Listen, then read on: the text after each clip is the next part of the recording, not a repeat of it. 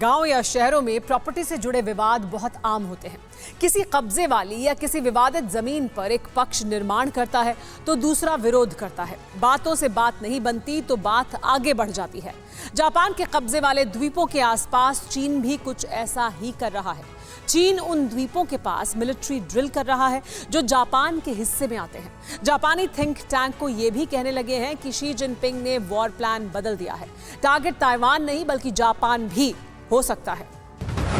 जंग का दूसरा छोर, वॉर कोड डिकोड। जिनपिंग ने बदल दिया वॉर प्लान। ताइवान से पहले अटैक ऑन जापान। एक मैप में छिपी अटैक की ड्रैगन ने हमले की तारीख बता दी। ये मिसाइल का शोर और मिलिट्री पावर का जोर। चीन की इस आक्रामक नीति को प्लान ताइवान का हिस्सा माना जा रहा है, लेकिन जापान की थिंक टैंक को इस वॉर रिहर्सल में बहुत बड़ी साजिश नजर आ रही है।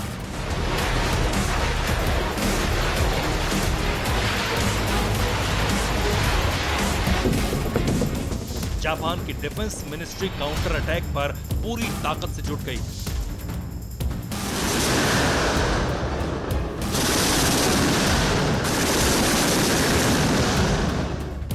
एक मैप ने जापान सरकार की नींद उड़ा दी।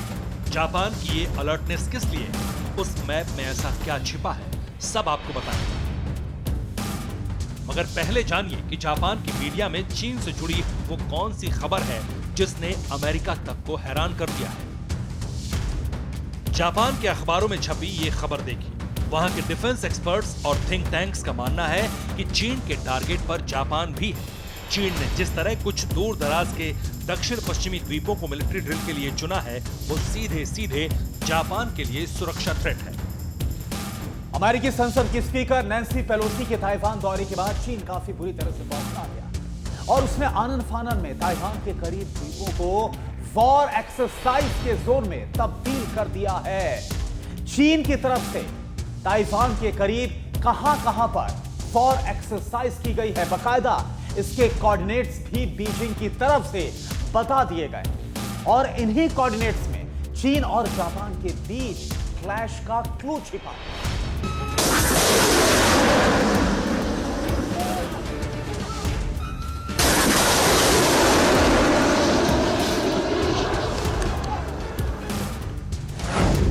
इस मैप को गौर से देखिए। मैप में आपको चीन, जापान और ताइवान दिख रहे हैं। ईस्ट चाइना सी का ब्लू बैटल ग्राउंड दिख रहा है।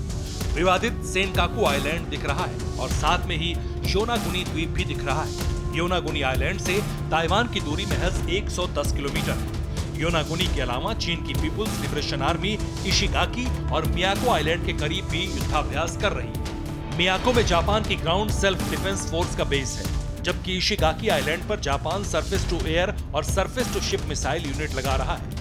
इशिगाकी से ताइवान सिर्फ 300 किलोमीटर की दूरी पर है और इन द्वीपों के आसपास पीएलए के जंगी लश्कर का मंडराना वॉर सिग्नल से कम नहीं है। चीन ने जापान के एडमिनिस्ट्रेशन वाले आइलैंड के पास अपना जंगी भेड़ा भेजा। टोक्यो ने विरोध किया। अमेरिका ने भी महाविनाशक परमाणु aircraft carrier USS Ronald Reagan की फिलीपींस सागर में मौजूदगी का एहसास कराया, लेकिन चीन बाज नहीं आ रहा।